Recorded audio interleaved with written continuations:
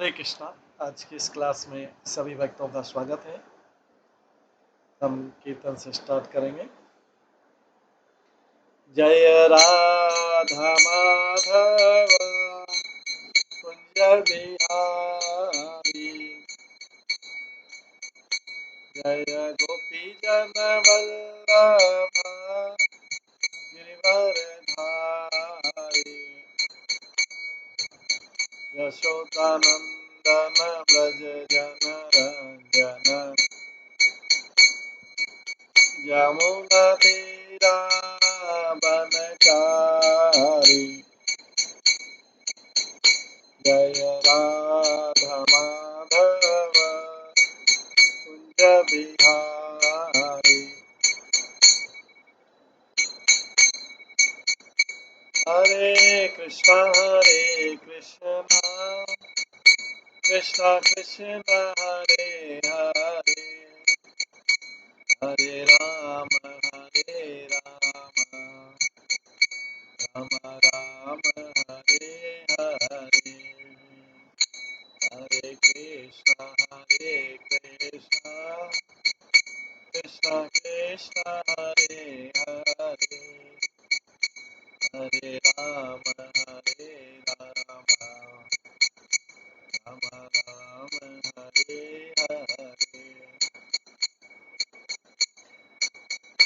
हरे कृष्णा कृष्णा कृष्णा हरे हरे, हरे राम राम राम हरे हरे, हरे कृष्णा कृष्णा कृष्णा हरे हरे, हरे राम राम राम हरे हरे। जय राधा गोविंद राधे, जय राधा माधव राधे, जय गौरानिताय जय गौरानिताय जय गौरानिताय, जय जय प्रभुपाद जय जय प्रभुपाद, निताय गौर हरि बोल निताय गौर हरि। श्री श्री राधा गोविंद देव की जय, श्री जगन्नाथ बलदेव सुभद्रा महारानी की जय, श्री श्री गौर निताय की जय, श्री प्रभुपाद की जय। कल हम श्रवण कर रहे थे ब्रह्मा जी की स्तुति में। ब्रह्मा जी स्तुति कर रहे हैं, वृंदावन की शोभा का कर रहे हैं। भगवान ब्रह्मा जी बता रहे हैं कि जो है कृष्ण अवतारी हैं और बाकी सब उनके अवतार हैं। आज उसी वृंदावन की शोभा को हम आगे श्रवण करेंगे। जैसे जो मोर है, मयूर है, वृंदावन में आते हैं और गोविंद की बांसुरी की ध्वनि सुनते हैं, वो सोचते हैं कि घना बादल आ रहा है, जल्दी से बारिश आएगी, इसलिए डांस करने लगते हैं। पिकॉक को, मयूर को डांस करते हुए देखकर दूसरे जो ग्रुप में और जो गोवर्धन हिल के टॉप पे जो पशु पक्षी सब खड़े हैं वो स्तंभित हो जाते हैं, और इस प्रकार से वृंदावन जो है वैकुंठ से भी महान हो जाता है।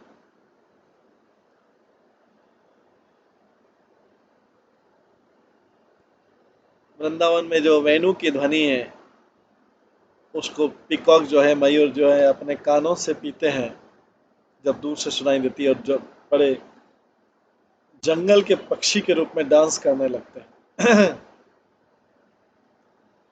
वेणु की ध्वनि का सबसे पहले मयूर लोग उत्तर देते हैं, पर ये बाद में गोवर्धन हिल पर भी पहुंचता है।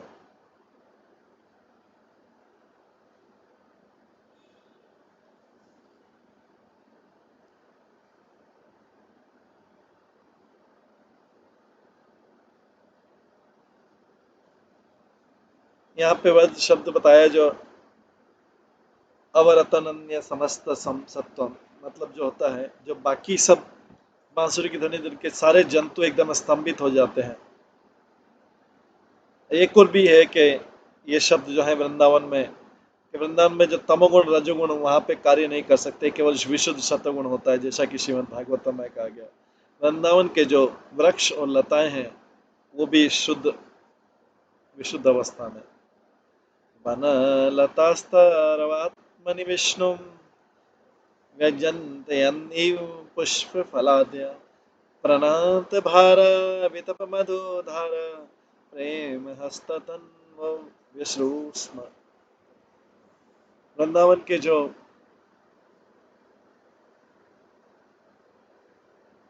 वृक्ष और लताएं हैं वो फूलों से और फलों से इतने भरे रहते हैं,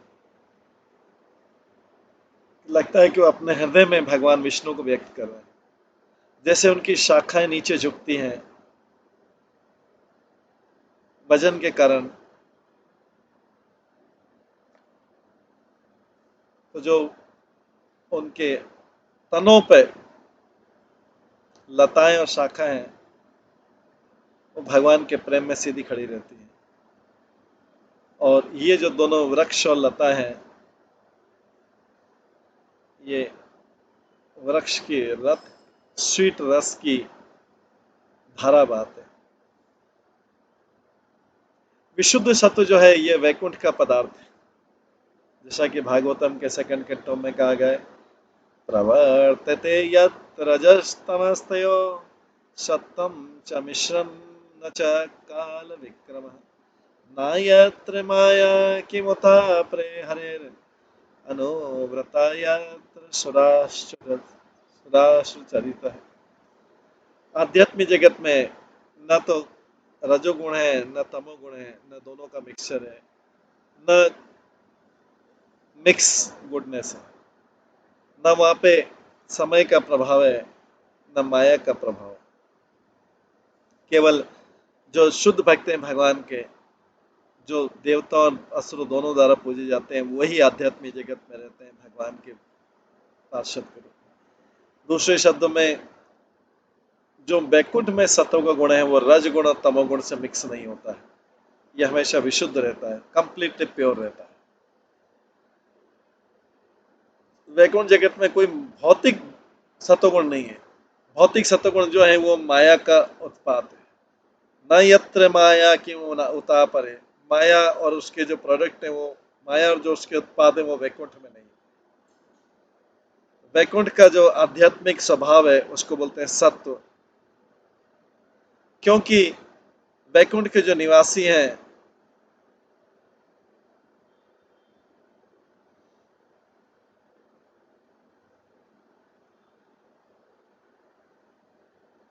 वो कुछ कुछ वैसे दिखाई देते हैं जिससे हम भौतिक जगत के सत्व गुणों। वैकुंठ में देवता भी हैं जो भौतिक जगत में देवता है, उनके सत्वगुण रूप है, उनके समान है। और क्योंकि वृंदावन जो है पृथ्वी पे वो वैकुंठ के बराबर या उससे ऊपर है, वृंदावन भी पूरी तरह से विशुद्ध सत्व है। और यहाँ पे एक और दूसरा मतलब है, प्रेक्ष्याद्रि सुन अनवरत समस्त सत्वम। जब वृंदावन के जीव जो हैं कृष्ण की बांसुरी की ध्वनि सुनते हैं, उसमें से कई लोग मूर्छित हो जाते हैं आनंद से और एक दूसरे के ऊपर गिर जाते हैं, वृंदावन के जन, और ढेर में इकट्ठे हो जाते हैं और गोवर्धन पर्वत के पिक, गोवर्धन पर्वत के शीर्ष के समान लगते हैं और ब्रज की दूसरी पहाड़ियों के समान लगते हैं। दूसरे लोग बांसुरी की ध्वनि का उत्तर देते हैं, एक जगह खड़े होकर स्थिर हो जाते हैं और दूर से खड़े होकर देखते रहते हैं कि कृष्ण कहाँ है। वास्तव में तो मयूर के अलावा सारे जो जीव हैं वो सब अपनी बाहरी एक्टिविटी को रोक देते हैं जब वो कृष्ण की ध्वनि को सुनते हैं, पर आध्यात्मिक रूप से वो उनका जवाब देते रहते हैं। जब मयूर जो है बहुत तेजी से डांस करने लगते हैं तो दूसरे जो पशु हैं वो स्थिर हो जाते हैं और अपने मन को कृष्ण की बांसुरी की ध्वनि में फिक्स कर देते हैं, कृष्ण को देखते रहते हैं। उनमें से हर कोई जो है महानतम सीमा, आनंद की महानतम सीमा का अनुभव करते हैं।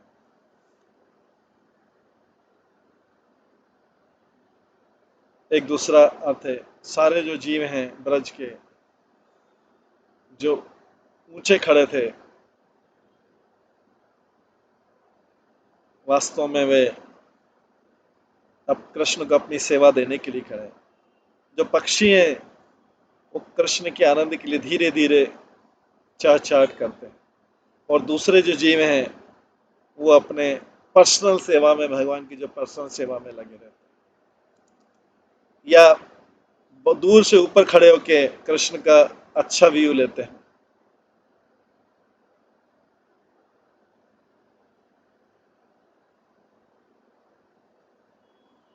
और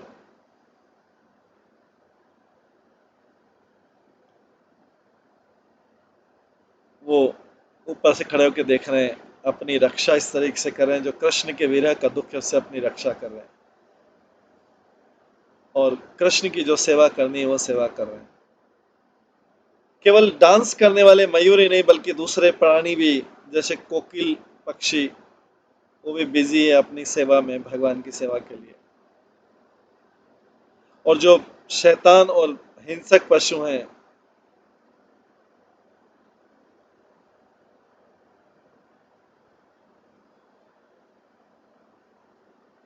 वो भी आ जाते हैं और अपनी जो स्वाभाविक दुश्मनी एक दूसरे से, उसको भी खत्म कर देते हैं, हिंसक पशु। तो यहाँ पे इसको दूसरे तरीके से समझा जा सकता है कि कृष्ण जब वृंदावन में वन में प्रवेश करते तो पहले कृष्ण ने मयूर को डांस करते हुए देखा, और फिर उन्होंने अपनी बांसुरी बजाई। जब मयूर ने उनके देखा कि कृष्ण वृंदावन में के वन में प्रवेश कर रहे हैं,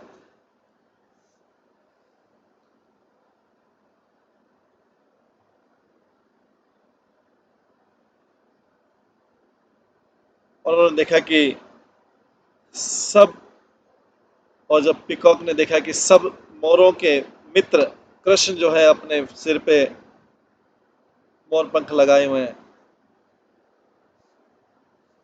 तो वो सब मयूर पागल हो गए और डांस करने लगे। सब मयूरों को डांस करते हुए कृष्ण ने अपनी बांसुरी की ध्वनि को और तेज कर दिया और बजाने लगे। सारे जीव जो हैं पर्वत पे भी वो उस ध्वनि को उत्तर देते हैं, सारा दूसरा काम छोड़ के, और कृष्ण की बांसुरी की ध्वनि सुनते हैं।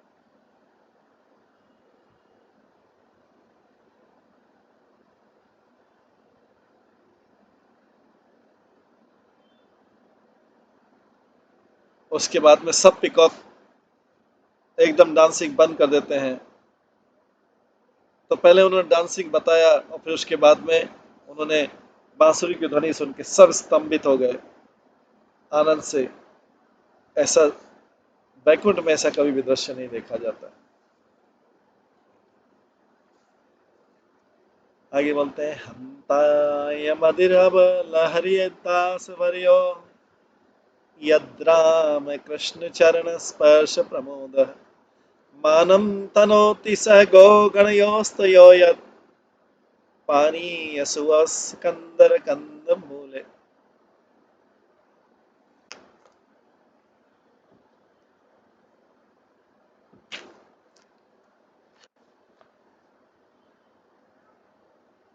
सारे भक्तों में जो गोवर्धन हिले है वो सर्वश्रेष्ठ है। हरिदास वरियो उसका नाम है, हरिदास में श्रेष्ठ है। और मेरे मित्रों, कृष्ण बलराम के लिए और उनके बछड़ों, उसके लिए गायों के लिए, ग्वाल बालों के लिए, ये जो गोवर्धन पर्वत है सारी आवश्यक वस्तुएं सप्लाई करता है। विश्राम करने के लिए गुफा है, खाने के लिए फल है, पुष्प है, कंदमूल है, जल है, और सॉफ्ट घास है। इस प्रकार से जो गोवर्धन हिल है, भगवान को आदर करने के लिए सब कुछ प्रदान करती है, और भगवान के चरणों का स्पर्श पाके कृष्ण बलराम के चरणों को स्पर्श पाकर गोवर्धन पर्वत बहुत प्रसन्न होते हैं। तात्पर्य, इसके बाद परीक्षित महाराज जो है गोवर्धन के प्रशंसा में एक श्लोक गाते हैं जो हमने ऊपर पढ़ा, जो एक गोपी बोलती, वो अपनी गोपी अपनी सखियों को बोलती है, हंता बोल के बोलती, उसका मतलब है आनंद और अद्भुतता। ये गोवर्धन जो है, गोवर्धन हिल जो है, ये हरिदास वरी है, मतलब भगवान के सारे श्रेष्ठों में, भगवान के सारे भक्तों में श्रेष्ठ है। हरि का मतलब होता है जो सबके पाप और कष्ट ले लेता है और सबके हृदय को भी ले लेता है। तो गोवर्धन भगवान का श्रेष्ठ भक्त है। वो सखी को बोलती है कि भगवान कृष्ण के चरण से स्पर्श कर, कृष्ण बलराम के चरण से स्पर्श करके ये गोवर्धन पर्वत आनंद में चला जाता है। और ये घास जो है गोवर्धन के पर्वत के शरीर को, वो बॉडीली हेयर जैसा लगता है जो अंत में खड़े, और जो वाटर टिकल डाउन हो रहा है उनके साइड से, वो पसीने जैसा लगता है। आज के आगे गोवर्धन जो है एलोबरेट वर्शिप करता है, भगवान की विशेष पूजा करता है, कृष्ण बलराम की नहीं बल्कि उनके ग्वाल बाल गायों की ग्वाल बाल की।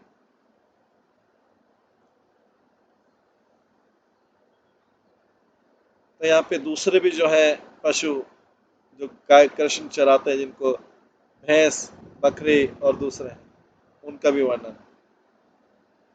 और जो गण हैं कृष्ण के साथी, जैसे बलराम, श्रीदामा और दूसरे ग्वाल बाल, गोवर्धन सबकी पूजा करता है और उनको सबको विशेष आनंद देता है। उनको पीने के लिए शुद्ध जल देता है, शहद देता है और शुगर केन जूस, गन्ने का रस देता है। वो सुई अवश्य एक्सीलेंट ग्रास भी देता है पशुओं के खाने के लिए, गायों के खाने के लिए। फ्रूट और फ्लावर भी देता है फ्रेश ग्रास के साथ। और गुफाओं में वो उनके लिए बेड और सीट भी प्रोवाइड करता है पत्थर का। लैंप और मिरर भी, ज्वेलरी के साथ लैंप और मिरर भी प्रोवाइड करता है। और बहुत से कंदमूल फल कृष्ण को उनके ग्वाल बालों को खाने के लिए देता है। इसलिए कृष्ण के सर्वश्रेष्ठ भक्तों में से, क्योंकि जो लविंग डिवोशन से, प्रेम की भक्ति से, वो केवल कृष्ण को नहीं बल्कि कृष्ण के भाई, उनके मित्र और सब गायों बाल वालों को भी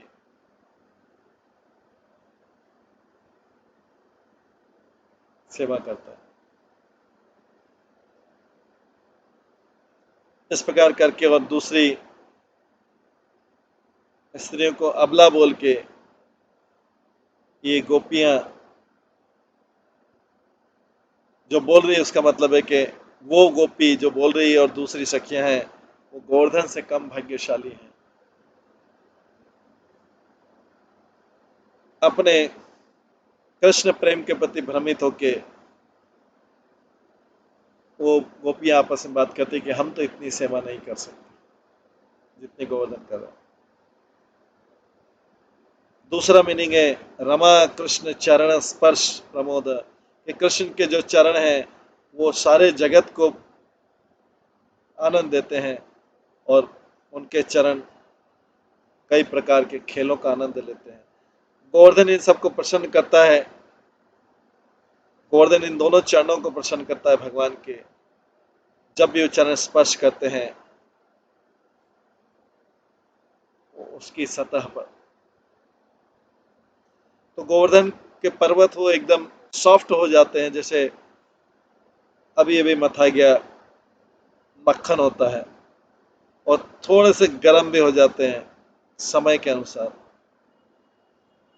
और रमाचरण का और भी मतलब है कि कृष्ण का जो प्लेफुल बिहेवियर है, खेलने वाला जो व्यवहार है, और रमा जो आकर्षण है पूरे इस जगत के लिए, गोवर्धन आनंद लेता है कृष्ण को, कृष्ण के जो आकर्षक लीलाओं को करवाने में, पूरा करवाने में गोवर्धन गोवर्धन आनंद लेता है। और इस प्रकार से उनके चरण कमलों के स्पर्श में आता है। यहाँ पे गोपियां बोल रही है, हम गोपियां वो नहीं कर सकती जो गोवर्धन कर सकता है। तो गोपियां बोल रही है इसका मतलब हम निंदनीय है। हालांकि गोपियों में सारे गुण हैं, वो अपने आप को पर्याप्त समझती हैं। ये नेचर है जो भगवान के शुद्ध प्रेम में होता है, जो भगवान के शुद्ध प्रेम में होता है।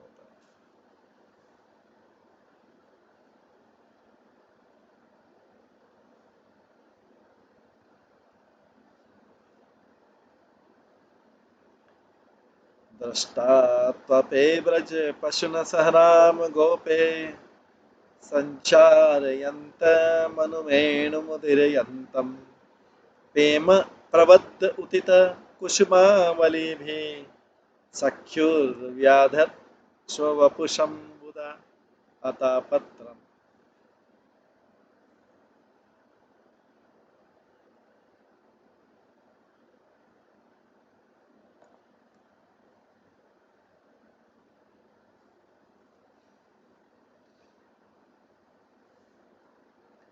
बलराम और दूसरे ग्वाल बालों के संग में भगवान कृष्ण जो है कंटिन्यूसली अपनी बांसुरी की ध्वनि बजाते रहते हैं, जैसे वो ब्रज के पशुओं को चराते रहते हैं। समर के सन में भी, समर के सूर्य में भी इसको देख के जो आकाश में जो बादल है वो भी विस्तारित हो जाता है भगवान के प्रेम में, और वो ऊंचा उठ जाता है और अपने शरीर को फैला के और फूल के समान जो अपने छोटे छोटे बूंदे हैं उसको बरसाने लगता है और एक अम्ब्रेला बन जाता है, छाता बन जाता है अपने मित्र के लिए। कौन उनके मित्र हैं? बादल के मित्र कृष्ण। तात्पर्य महाराजा परीक्षित यहाँ पे ग्लोरीफाई कर रहे हैं, महिमा गा रहे हैं ब्रजभूमि की, जनरल वे में इसके मुख्य आकर्षण जो है वृंदावन के वन गोवर्धन हिल का, इसकी प्रशंसा करके। अब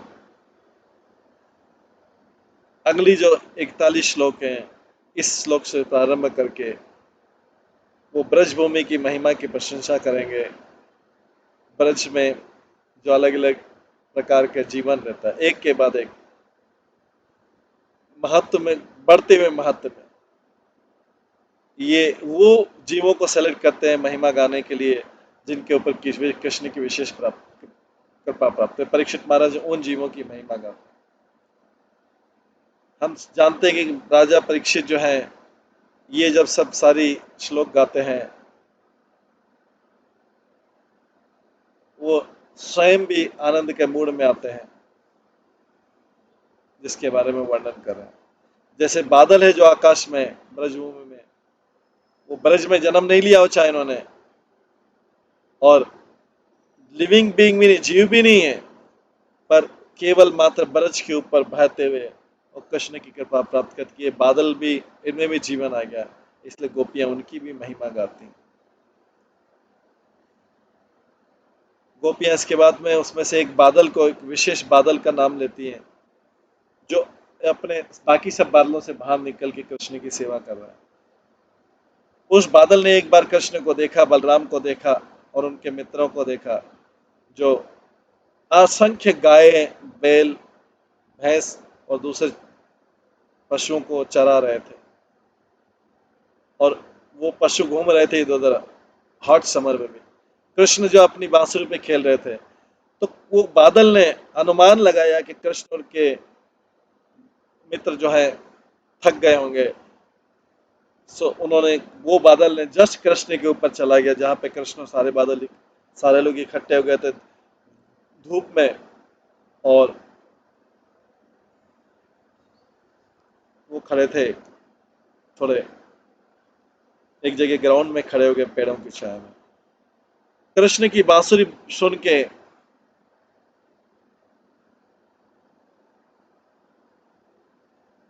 जो गायों को बुलाने के लिए थी, जो बादल था वो आनंद से भर गया, और थोड़े से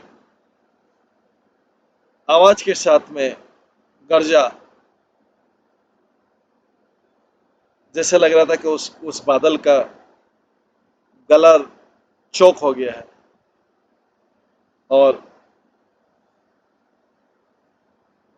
ये जो ऑफरिंग थी बादल के प्रेम की, इससे कृष्ण और प्रोत्साहित हुए और गायों को और बुलाने लगे, अपनी डीप वॉइस में बुलाने लगे गायों को अपनी तरफ, जिससे क्या है कि वो और घास खा सके गाय।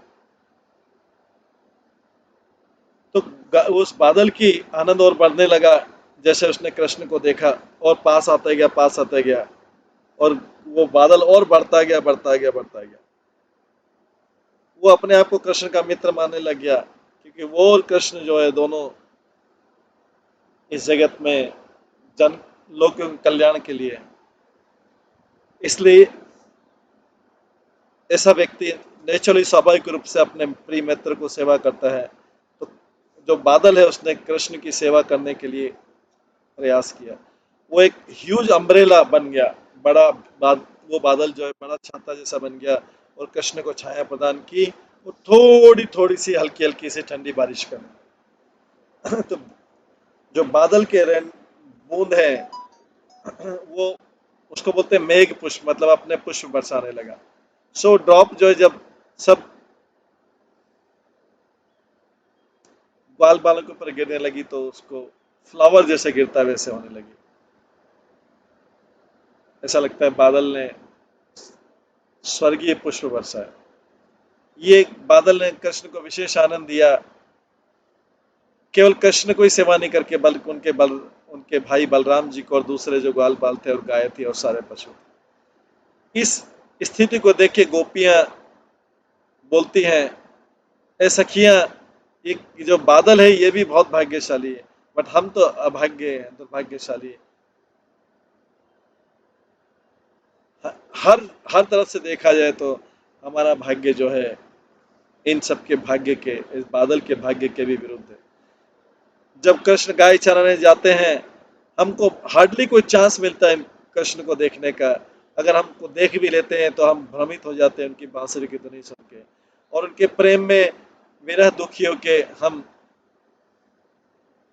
कुछ भी कार्य करने से रुक जाते हैं। तो हम फिर भगवान की और कैसी प्रैक्टिकल सेवा करते हैं। जैसे ये तो बादल तो है, उनको छाया पहुंचा रहा है मध्याह्न के, मध्याह्न में जो सूर्य होता है उससे।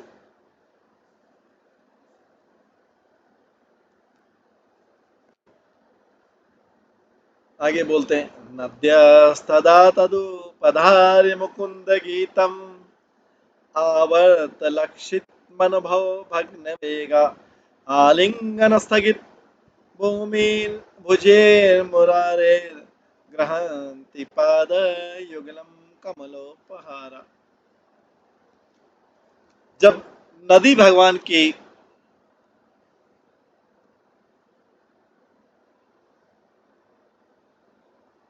बांसुरी की ध्वनि सुनती है, जब नदियां भगवान की बांसुरी की ध्वनि सुनती है, तो उनके जो मन है कृष्ण को प्राप्त करने की इच्छा करते हैं, और इसलिए उनका जो प्रवाह है वो रुक जाता है, और उनका जो एजिटेटेड वाटर है वो रुक के वहीं पे वहीं वर्लपुल बन जाता है, भंवर बन जाता है, और अपने तरंगों की भुजाओं से वो ये नदी आगे बढ़ के ये मुरारी के चरण कमलों को छूती है, उस पे उनको पकड़ लेती है, और अपने लोटस फ्लावर जो नदी में, यमुना नदी में और दूसरी नदियों में वो ऑफर करती है। तो ब्रज की जो नदियां हैं, वो सखियां बात कर रही हैं गोपियां से कि ब्रज की नदियां हैं वो बादल से भी ज्यादा कृपा प्राप्त करती हैं। बाहरी आंखों से जो ब्रज की नदियां हैं वो अचेतन दिखती हैं, पर ये साधारण वाटर बॉडी नहीं है, साधारण जल नहीं है। दूसरी गोपी जो है ये भागवतम का ये श्लोक गाती है, उन नदियों की प्रशंसा में जिसमें जिसकी मुख्य जिसकी लीडर है यमुना नदी और मानसी गंगा।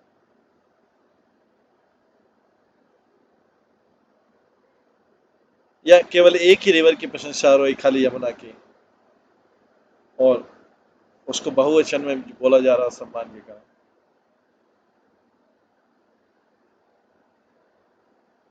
किसी भी केस में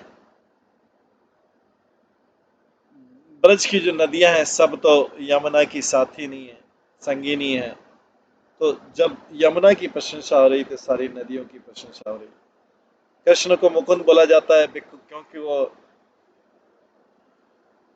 सुप्रीम आनंद देने वाला है, सुप्रीम आनंद देने वाले, और उनके बांसुरी की जो ध्वनि है सबसे मधुर है, सारे गीतों से मधुर है। जब वो अपनी इस फ्लूट को, इस बांसुरी को बजाते हैं नदी के किनारे, तो जो साउंड है, जो उसकी ध्वनि है, वो नदियों के कानों में पहुंचती है और उनके हृदय को कैप्चर कर लेती है। ये ध्वनि नदियों के हृदय को कब्जा कर लेती है और उनको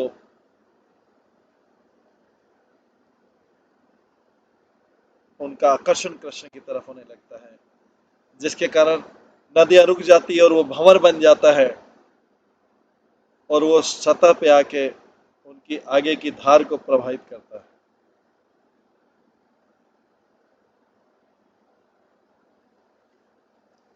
अब इसके बाद जो मुकुंद गीतम आवर्त है, उसको शब्द को ऐसा भी बोल सकते हैं, मुकुंद की बांसुरी का जो गीत है वो अलग अलग तरंगे लाता है आध्यात्मिक आनंद की। ये गोपियां बात करी, कृष्ण के प्रेम में ऐसा बात करी और बहुत कंफ्यूज हैं, और यहाँ पे उनकी बांसुरी के बारे में बोलने से थोड़ा डर रही हैं गोपियां, लेकिन वो बोल रही तत् गीतम, मतलब है कि उनकी बांसुरी से जो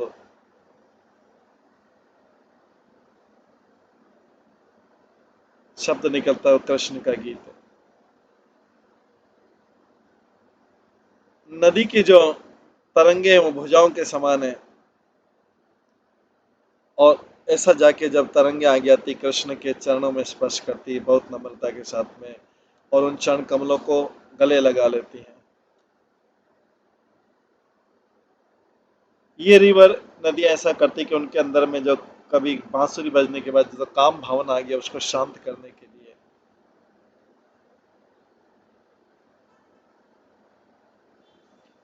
इस प्रकार से गले लगा लेती कृष्ण के चरण कमलों, बड़े प्रेम और उत्साह के साथ में। हालांकि वो चरण कमल स्थिर रहते हैं, वो चलते नहीं है। इसका मतलब है कि चरण कमल उससे आदान प्रदान नहीं करें। या ऐसा भी बोल सकते हैं कृष्ण के जो चरण कमल है बहुत चंचल हैं, इधर उधर चलते रहते हैं, लेकिन वो रिवर के टच से, यमुना के गले लगाने से शांत हो जाते हैं। तो जो रिवर है, जो नदी यमुना नदी, वो अपना प्रेम प्रदर्शित करती है कृष्ण के चरण कमलों को होल्ड करके अपनी तरंगों से। वो नदी बहुत भाग्यशाली है, बहुत भाग्यशाली है, जिसके जल में कृष्ण खड़े होते हैं, और वो निश्चित रूप से उनके दिव्य चरणों की सेवा करना चाहेगी, पूजा करना चाहिए। पर जो कामदेव का आकर्षण है इन नदी को भ्रमित कर देता है और उनकी धारा को स्लो कर देता है। सो इसलिए नदी में इतना सारा खजाना, ज्वेल, मोती, आभूषण और दूसरी चीजें होते हुए भी जो नदी केवल भगवान को खाली कमल ही प्रदान कर पाती, क्योंकि कंफ्यूज हो जाती।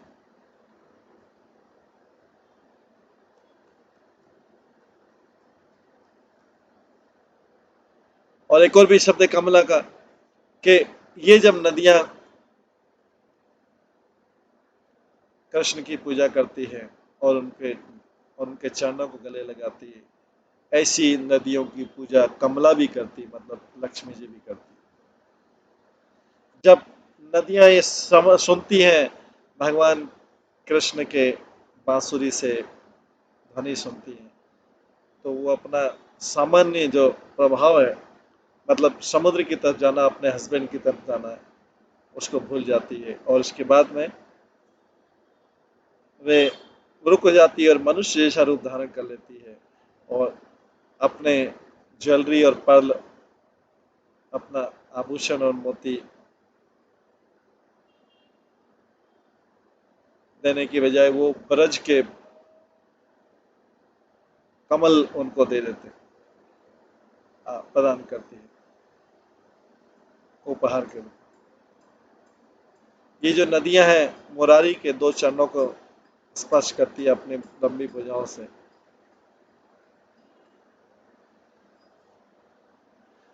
और उनको पकड़ के रखती, गला लगाती। इसलिए गोपियां कहती है, वास्तव में हम उतनी भाग्यशाली नहीं है, ये नदियां हमसे भाग्यशाली। हम हम तो कृष्ण की न तो केवल न ध्वनि सुन रहे हैं, बल्कि हम कृष्ण की जो पाने की इच्छा कर रहे हैं।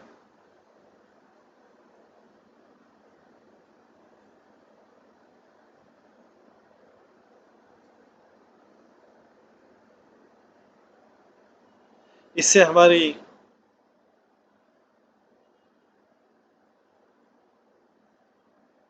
कृष्ण के जो पास जाने की इच्छा है, इससे हमारा अपने हस्बैंड पतियों की सेवा नहीं बंद हो रही है, ना हमारे घर की ड्यूटी बंद हो रही है। हम तो कृष्ण के सामने व्यक्तिगत रूप में जा भी नहीं सकते,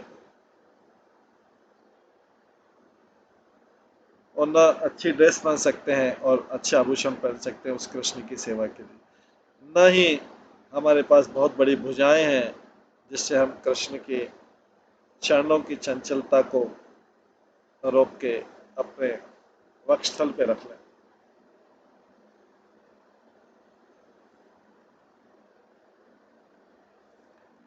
वनलतास्तवरमात्मनि वनलतास्वर आत्मनि विष्णुं व्यञ्जन्त इव पुष्पफलाढ्यया प्रणतभारविटपा मधुधारा प्रेम हष्टतन्मो वृषु सम। जो वृक्ष हैं और लताएं वन में, वो उस बंसी की ध्वनि को उत्तर देते हैं, फ्रूट से और फ्लावर से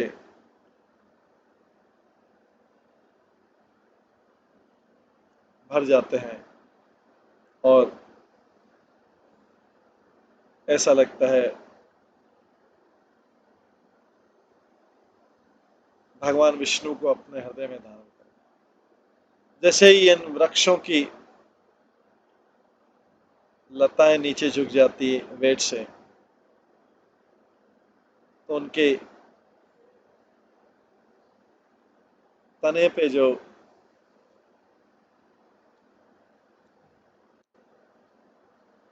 फिलामेंट है और जो लताएं हैं, वो सीधी खड़ी होती है भगवान के प्रेम में, और वृक्ष और लताएं अपना रस, मतलब वृक्ष का जो रस होता है उसको बहाने लगते। तो यहाँ पे बोला गया कि ये जो बादल हैं और नदियां हैं, जो बादल और नदियां हैं,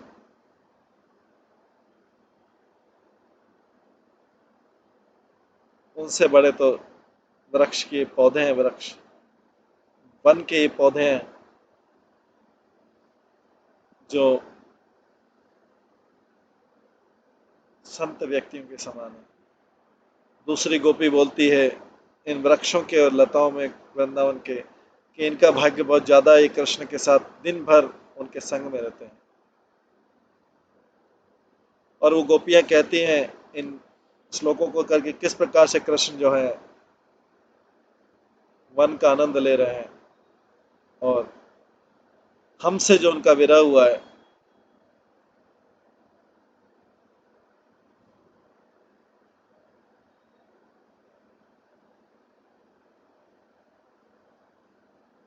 कृष्ण किस प्रकार से आनंद पा रहे हैं, उसको देख के उनको कुछ शांति मिलती है कृष्ण से विरह की।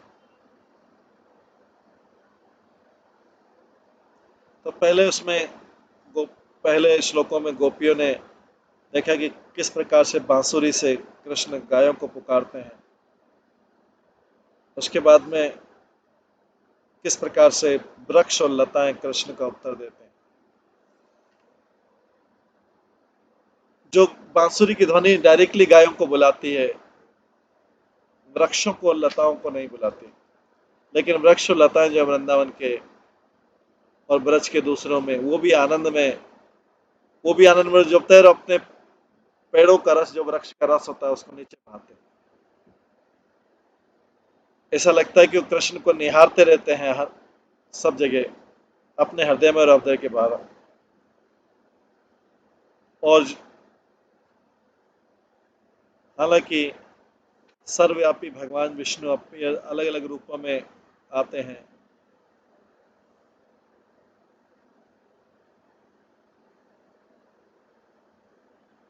लेकिन वृक्ष लता केवल उनको एक ही रूप में देखते हैं और उनके सामने अपने आप को समर्पित कर देते हैं। वो है नंद किशोर रूप में।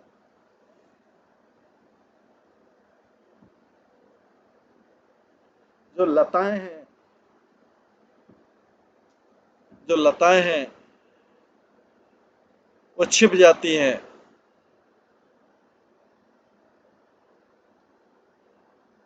जिससे कृष्ण को दिखाई नहीं दे, चुपचाप देखती हैं। जैसे कोई व्यक्ति छुप जाता है और किसी दुर्लभ और अद्भुत खजाने के लिए, पर उनका जो एक्सटेटिक लव है, जो आनंद है, उनका जो आनंद है, उनके प्रयास को फेल कर देता है। और अनजाने में वो सबको बता देती कि कृष्ण उनके हृदय में उत्पन्न हो गया। अगर किसी के हृदय में कृष्ण आ जाए तो उसके लक्षण बहुत स्पष्ट होते हैं। जो लताएं हैं बाहर से बहुत रिच होती, धनी होती, उसमें एंडलेस, उसमें बहुत सारे फ्रूट होते हैं और फ्लावर होते हैं, और उनकी जो ब्रांचेस होती है नीचे झुक जाती है, खाली फूल और फलों के वेट से नहीं, पर नम्रता के मूड से भी। उससे पता लगता है उनके अंदर अच्छे गुणों की गहरा धन है। वो आया है धार्मिकता से और आत्मिक ज्ञान से। इसके अलावा जो स्थूल और सूक्ष्म शरीर है इन लताओं का, वो आध्यात्मिक आनंद के लक्षण शो करता है। और ये शो करता है कि जो लताएं हैं उनके पास में शुद्ध भक्ति का अगाध धन है। लताएं और उनके हस्बैंड जो हैं, वृक्ष जो हैं, वो इन लक्षणों से पूरी तरह संपन्न रहते हैं, भारी अंदरी लक्षण से। तो गोपियां बताती है कि जो लताएं हैं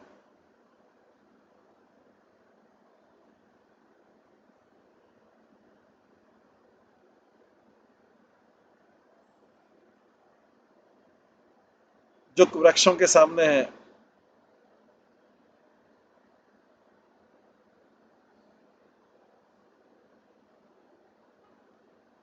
गोपियां उन लताओं को बता रही जो वृक्ष के सामने हैं, क्योंकि लताएं जो है स्त्री के समान है। गोपियां भी स्त्री अपने आप को समझ रही हैं। तो जो लताएं और वृक्ष है, ये कृष्ण के भक्तों के समान है, जो फ्रूट से, मतलब उन फलों से, सुंदरता, ऐश्वर्य, धन और प्रभाव से धनी है।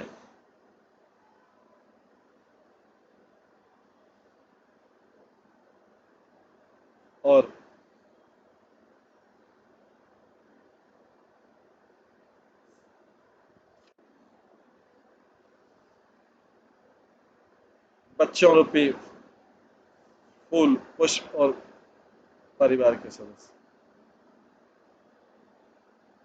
कृष्ण के डिवोटी हैं जो वो रिच है फ्लावर लाइक वेदा से, और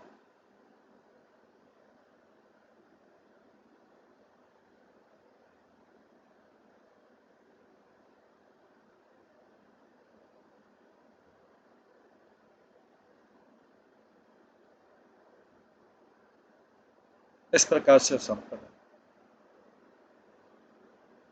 इसे लगता है कि जो भगवान के भक्त होते हैं वो श्री विष्णु को अपने हृदय में छुपा के रखते हैं, जैसे हाउस वाइफ रहती है, वो किसी से उसका और संबंध हो तो वो उसको छुपा के रखती है, पर जो भगवान है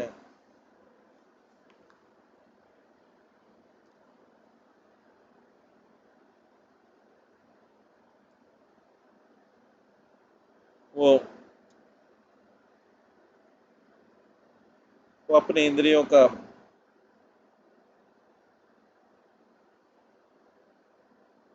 भगवान जो है अपने इंद्रियों को, इंद्रियों के कार्यकलाप को, जो आंतरिक इंद्रिया बाहरी इंद्रियों को इतना फैला के रखते हैं कि डिवोटी जो है, भक्त जो है, उनके सौंदर्य को छुपा नहीं सकता है। विशेष के जब वो कृष्ण की ध्वनि को सुनते हैं, उनका जो तीव्र प्रेम है उनके अंगों में प्रकट होता है और वो आंसू बहाने लगते हैं और आनंद के दूसरे लक्षण बताते हैं।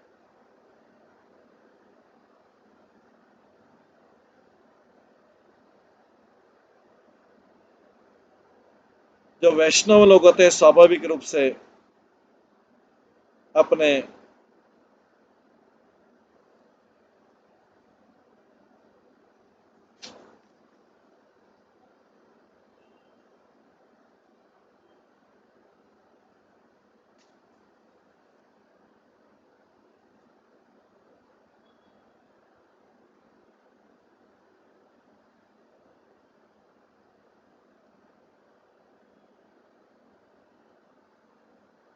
वैष्णव लोग अपने प्रेम की शुद्धता को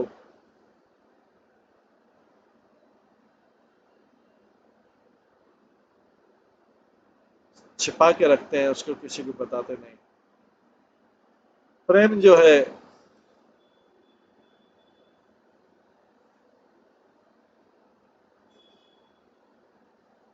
इसको डिग्रेड नहीं होना चाहिए, पर जब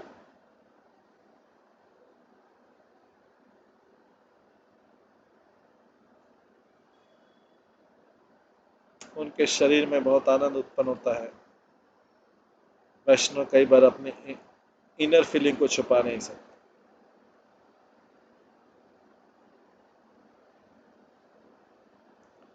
इस प्रकार के गीत जो हैं जो गोपियां गाती है 35 चैप्टर में, 10th कैंटो के 35th चैप्टर में कृष्ण से विरह के रूप में ये गाती हैं। पहले गोपियां शोक करती हैं अपने दुर्भाग्य का, बट अभी वो सीरियसली अपने आप को उन कष्टों से ऊपर उठा के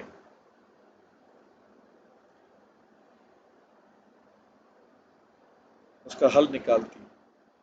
ये गीत गा के उनको बहुत आनंद आता है, जैसे सुखदेव गोस्वामी 35वें अध्याय के अंत में बोलते हैं, एवं ब्रज स्त्रियो राजन कृष्ण लीला अनुगायत रे मिरे हसौ तच्चित्तस तन्मनस्का मध्योदय।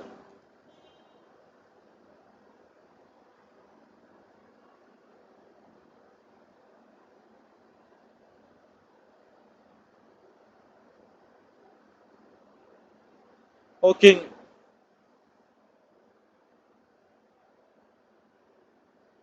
दिन के समय जो स्त्रियां हैं वृंदावन की,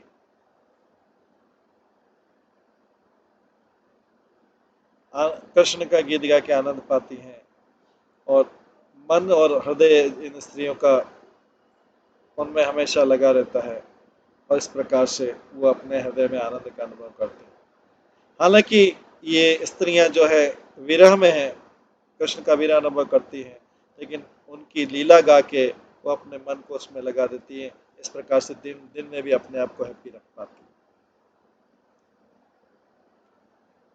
इस 35वें 35th अध्याय के प्रारंभ में सुखदेव गोस्वामी कहते हैं, गोपिया कृष्णे वनम याते तम अनुद्रुता चेतसः कृष्ण लीला प्राज्ञन्त्यो निन्युर दुखेन वासरान।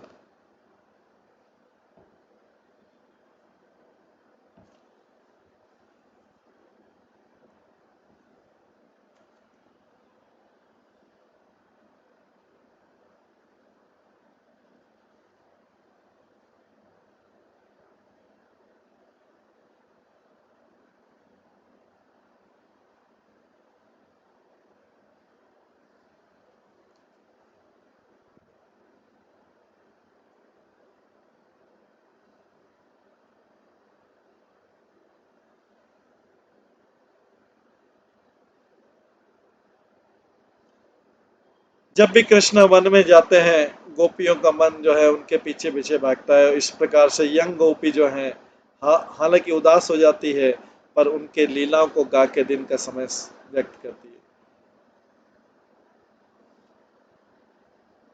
हाँ, ये स्टेटमेंट बताता है कि हालांकि कृष्ण से अलग होकर गोपियां उदास हो जाती है, पर वो अपने दिन को वो कृष्ण की लीलाओं के गाने में बिता देती है। श्रीधर स्वामी के अनुसार गोपियां लताओं की और वृक्षों की प्रशंसा करती है और वो बोलते हैं कि अगर वृक्ष के जीवन का इतना गहरा प्रेम है कृष्ण से, तो हम उनसे विरह का, उनका इतना प्रेम है, इसका मतलब सबके प्रेमी, तो हम उनसे अपना विरह कैसे सहन कर सकते। और साथ में कृष्ण की महिमा में गाती रहती हैं, जिनका शरीर सारा आध्यात्मिक आनंद देने वाला है। और उस प्रकार से गोपियां बहुत आनंद का अनुभव करती हैं। ये जो गोपियों के गीत हैं, ये केवल शोक के नहीं है, बट भगवान के प्रेम के उच्चतम लेवल को प्रदर्शित करते हैं।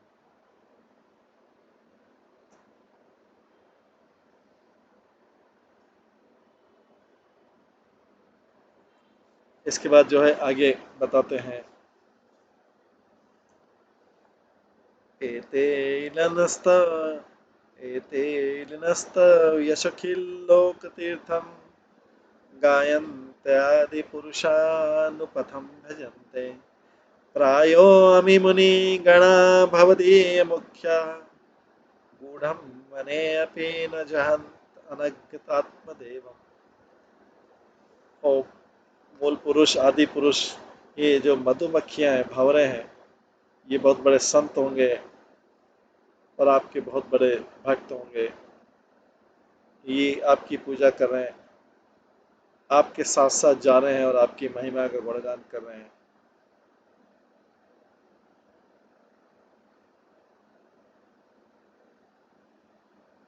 ये आपका गुणगान ही वास्तव में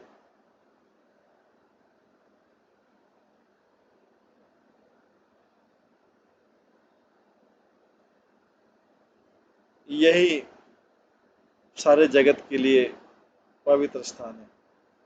हालांकि आपने अपने आप को इस जंगल में छुपा लिया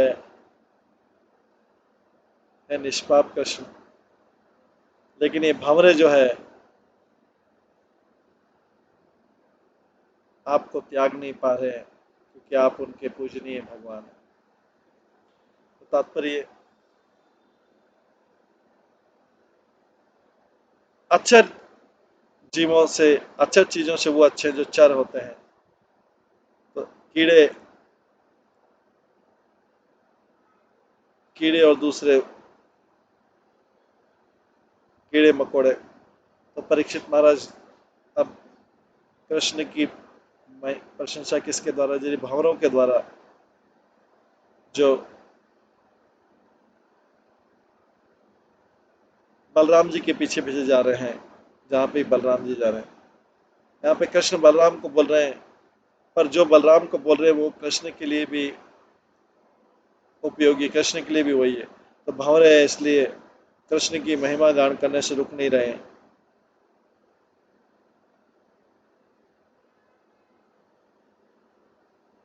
ये कृष्ण की महिमा का गुणों का गुणगान जो है, यही तीर्थ स्थान है जो जीवों को आध्यात्मिक अपलिफ्टमेंट दे रहे हैं। कृष्ण की महिमा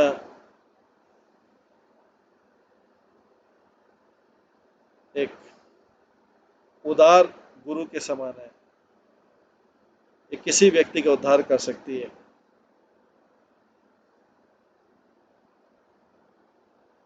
चाहे उसकी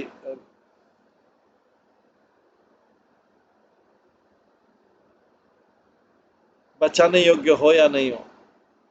ये जो महिमा है,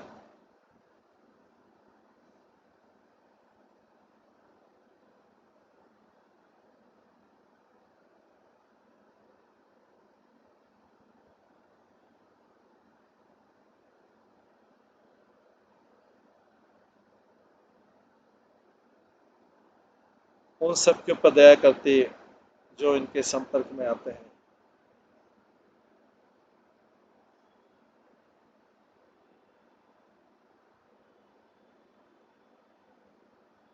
जो भंवरे हैं, जो कृष्ण को फॉलो करते हैं, महान संत हैं, पर ये मायावादी संत नहीं, ये कृष्ण के भक्त हैं।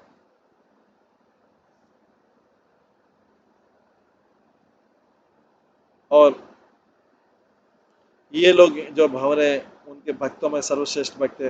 हालांकि कृष्ण अपने आप को छुपा लेते हैं जंगल में, पर ये उनके पीछे पीछे भागते रहते हैं। इनके लिए कृष्ण ही ऑल इन ऑल है, कृष्ण ही उनके जीवन के भगवान। उनको जंगल में जाते हैं,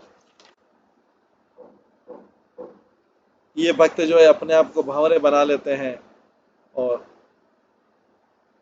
अपने गीतों के द्वारा अवसर पाके उनकी सेवा करते हैं। यहाँ पे कृष्ण जो है बलराम को आदि पुरुष बोल रहे हैं।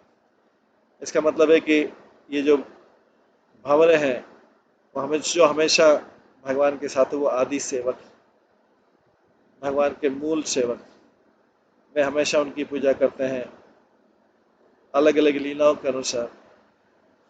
तो श्री कृष्ण बलराम को अनघ भी बोलते हैं, मतलब निष्पाप, दोष रहित और मुक्ति प्रदान करने वाले, क्योंकि लॉर्ड भगवान अनघ हैं। इस प्रकार से जो भंवरे हैं कभी भी उनको त्याग नहीं सकते, निष्पाप है, क्योंकि भगवान वो उनकी किसी भी परिस्थिति में उनकी पूजा करते हैं और अपने अपराधों के प्रति भय रहित रहते हैं। और ये विश्वास रहता है कि भक्ति जो भगवान की उनकी सारी चीजों से रक्षा करेगी। वास्तव में जो भंवरे हैं वृंदावन के, वो संतों से बड़े हैं, क्योंकि भंवरे कभी भगवान की महिमा गाने से रुकते नहीं हैं, जबकि संत लोग कभी कभी चुप हो जाते हैं, आध्यात्मिक समाधि में चले जाते हैं। ये भंवरे जो है बड़े वैष्णव के समान, मुनि के समान है, जो कृष्ण की महिमा,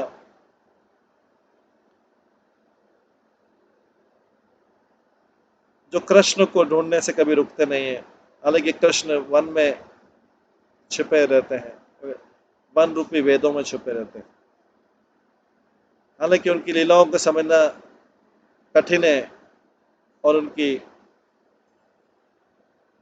सेवा को प्राप्त करना कठिन है, लेकिन जो दृढ़ निश्चय वैष्णव में रहते हैं उनको कभी भी त्यागते नहीं है, वो उनको ढूंढ निकालते हैं। धर्म और ज्ञान में भी उनकी महिमा को ढूंढ निकालते हैं। ये से लोग हमेशा कृष्ण की महिमा गाते हैं और इस प्रकार से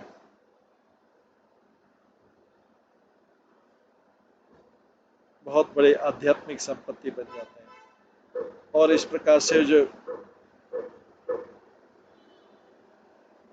वो कृष्ण का साक्षात्कार करते हैं, जो सबके हृदय में परमात्मा है। जो वैष्णव से जो होते हैं, कृष्ण को समर्पित करते हैं, आपको सबका त्याग, अपना सब कुछ त्याग देते हैं शुद्ध प्रेम में उनकी सेवा करने के लिए। उसी प्रकार से वृंदावन के जो भंवर है, वो भी इस प्रकार की लीला करते हैं।